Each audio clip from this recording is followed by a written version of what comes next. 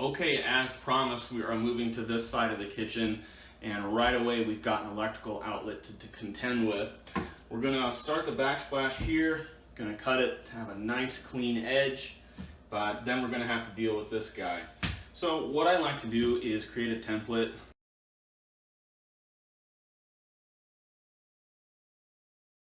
Okay, change of plans.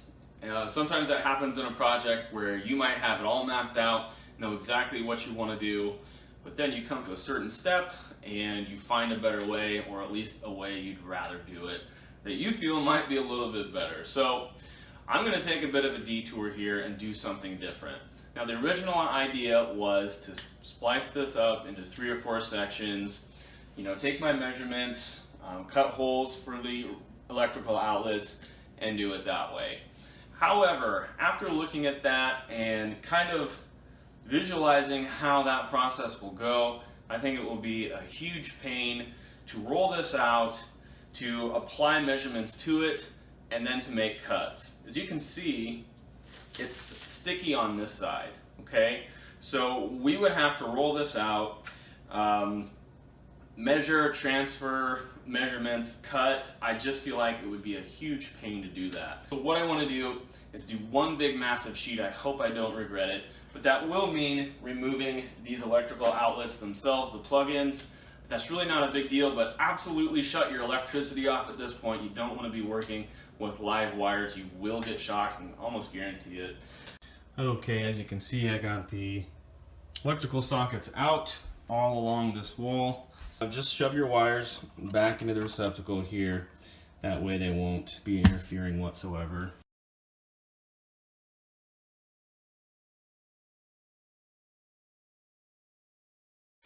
Regrets, okay? We all have them. I have a new one today. The regret I have is deciding to go with the adhesive tile instead of the thin set or the mortar. This stuff turned out to be pretty much a devil to work with.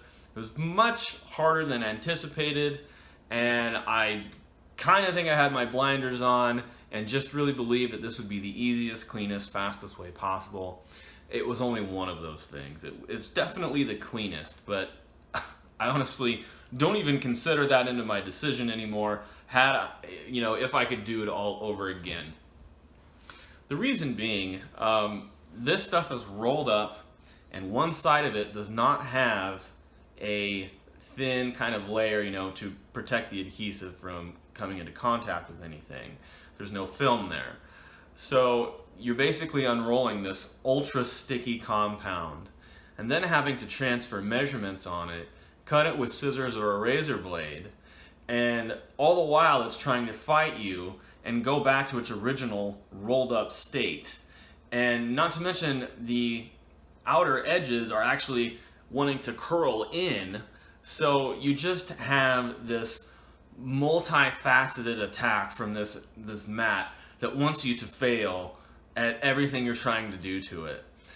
So, case in point, my 100-inch dream of putting on a continuous mat was I quickly realized that was not going to work. No matter how many people I had with me, that just wouldn't work. If you make any errors in the beginning when you're starting to apply and working out, they are going to echo and reverberate tremendously once you get to the other end. So that just wasn't an option. I did end up having to cut the tile into more manageable pieces. Even then it wasn't easy, and I did need some assistance with that. So there, unfortunately, the video I had is just terrible because I'm putting it up, I'm taking it down, I'm cutting, I'm, just not having a good time putting this stuff up at all. Okay, I've complained about this stuff enough. I'd like to do a little demo to show you how difficult it actually is to lay this out and cut it. So I need a 27-inch section, and I also need to cut in a void for the outlet. So let's try to do that.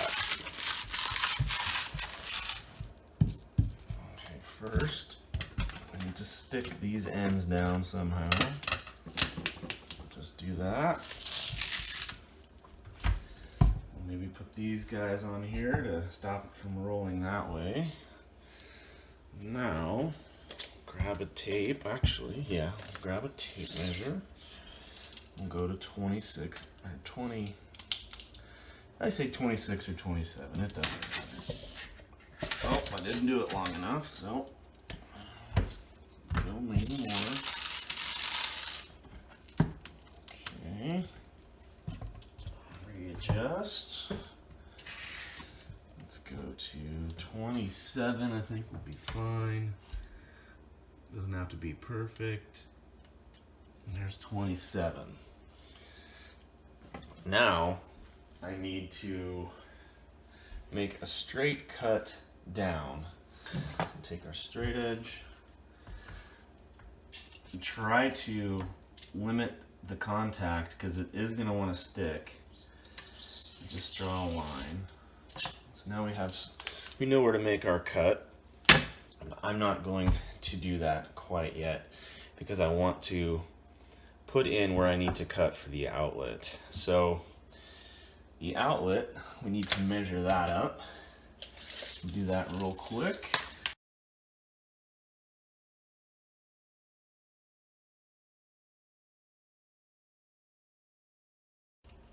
Just a good rough estimate.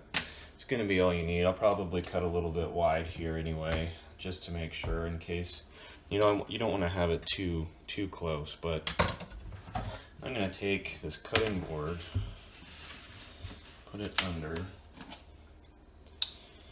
and cut this out. Actually, that will be completely wrong. So what I'm going to do,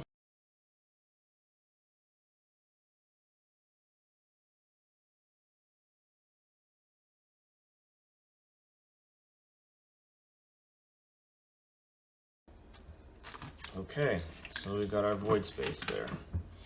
I can come to this end. You can use the scissors. I've found a lot better luck with a razor blade. The scissors tend to stick on the adhesive, so using something like a razor blade or a hobby knife works really well.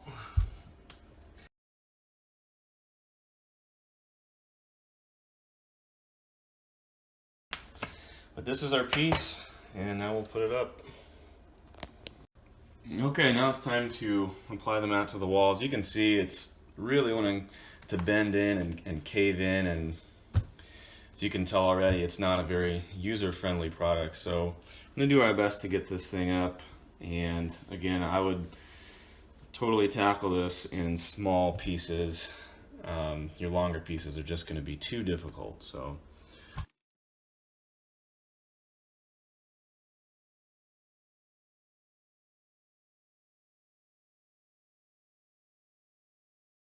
It's just the worst.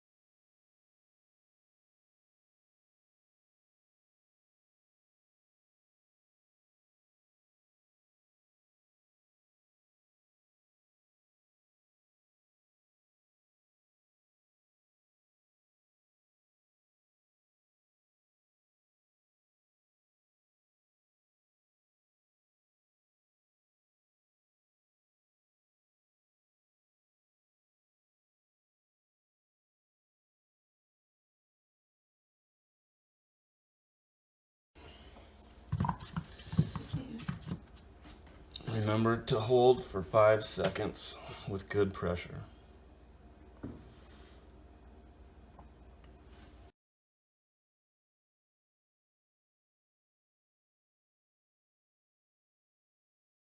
Finally, the application is complete.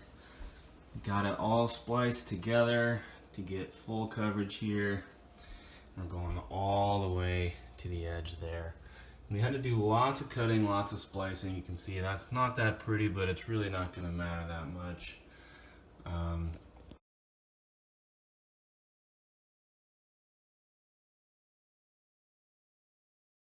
But now it's time to actually fit backsplash and do some cutting. So since I'm starting at this corner here, I'll need to knock off these glass pieces right here on the saw in order to get a nice flush fit right here. Also have to cut in the outlet, so we're going to need to do that. But first, let's cut these and then we'll tackle the outlet.